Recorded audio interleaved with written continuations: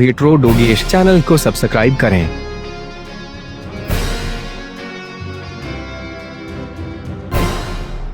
एक बार की बात है, जब डोगेश रास्ते से जा रहा होता है तभी उसी रास्ते पर डोगेश को एक चिराग दिखाई पड़ता है।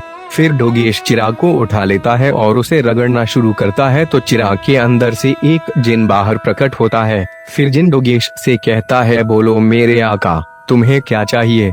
फिर डोगेश कहता है, तुम मेरी सो मांगे पूरी कर दो।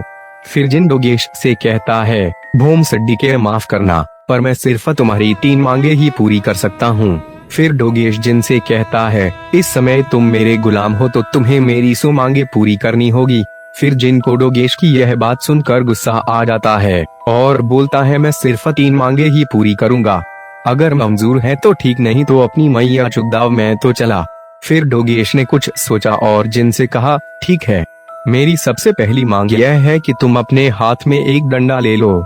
फिर जिन ने हवा में हाथ घुमाया और मंत्र बोला, इना मीना शू इस। फिर जिन के हाथ में डंडा आ गया। फिर डोगेश जिन से बोला, अब यह डंडा अपनी गामंड में डाल लो। जिन यह सुनकर थोड़ा घबरा गया, पर उसने फिर हिम्मत करके वो डंडा अपनी गामंड में डाल लिया। फिर डोगेश जिन से कहता है, अब साले बता, इस डंडे को बड़ा करने की इच्छा पूरी करेगा या मेरी सो मांगे पूरी करेगा। सही खेल गया।